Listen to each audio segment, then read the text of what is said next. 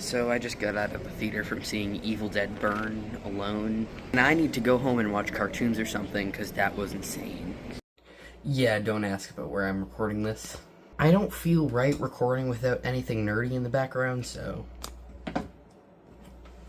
So yeah, this movie was brutal and hard to watch. So seeing this alone in theaters was a choice. It has great gore and still, to this day, in 2026, continues with the practical effects, which I greatly appreciate. This movie wisely fixed the mistakes created by Evil Dead Rise, and it's that this family that's getting slaughtered isn't perfect. And making them all adults really helps. Now, don't get me wrong, there's still likable characters. Seeing it in a theater was fun, because even though it wasn't a super packed theater because I'm like wicked late to seeing this movie, there was definitely people going, huh, at some wild moments. I won't spoil it, but there's a scene with a car door, I'll say that. That kind of reminded me of the scene with the cheese grater from the last one. If this franchise has taught me anything, it's to never look at lawn equipment the same way again. Here's to hoping we get a lawnmower kill in the next one. One thing I will say that, I don't know, could be seen as a positive or a negative depending on how you look at it, depending on how you feel, is this one is just so mean because it doesn't give you the comedy. This one isn't very funny. I appreciated Rise for almost giving us a little bit, not a ton, but a little bit of that, campiness, kind of like Evil Dead 2. Something I really like about this movie is it having a little bit of subtext and social commentary.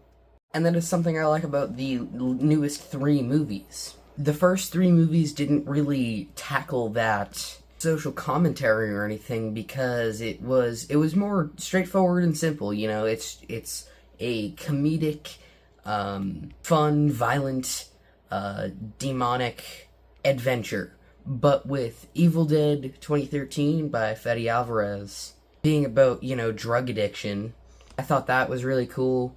Then Evil Dead Rise was about, motherhood, which I think they could have done a little better. And this one, I almost don't want to say, but I think it handled the commentary well, and you can even kind of piece it together from the, clip they released as a teaser trailer. And speaking of that little teaser trailer, I like how they do camera movements, and, that one take scene was pretty cool. The whole opening scene until, the title card was really cool and nice continuity from Evil Dead Rise to this movie. If you've seen the trailers, I bet you can figure out what it is from that. The movie has another banger ending, although the very end after the conflict is resolved, the last couple of lines of dialogue in the script, the tail end of the movie, did kind of feel like a ripoff of Ready or Not. That's just a really minor nitpick and it's so specific, but yeah. My biggest gripe with this movie, I'm not even gonna lie, comes with the post-credit scene. There's 2 actually, one of them is just fine, it's kind of a joke, but it's the second after-credit scene that is just dumb. I guess I won't spoil it, but it's just so stupid.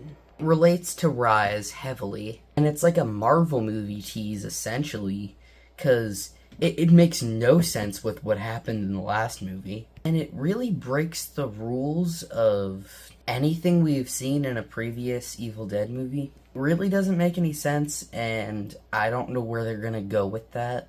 They might incorporate it into Wrath, but I think that's a prequel. Wait, crazy theory here. What if they bring back the time-traveling powers from Evil Dead 2 and Army of Darkness? That would be pretty cool, but I'm getting too ahead of myself. I really enjoyed this brutal, unforgiving dive into the Evil Dead world. It was a really good time, and it was a fun theater experience, and maybe the most gory and hard to watch of these movies so far. Here's the 2026 movie ranking. Finally getting into the ranking here. There are some things I've shifted around. There are some things I actually haven't reviewed yet on the channel, which is pretty weird, but it's because I reviewed them for Free Will Summer. So last is Billie Eilish Hit Me Hard and Soft, The Tour, live in 3D.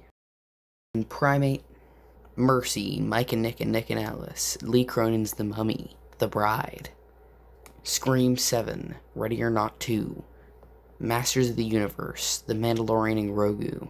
Something that's moved down a bit is Supergirl, I'm Sorry. Then The Punisher, One Last Kill, because even if it isn't a perfect movie, I really enjoyed it. Then Project Hail Mary, which moved down, I'm Sorry. It's a lot of people's number one. I just didn't love it as much as I love some other things this year.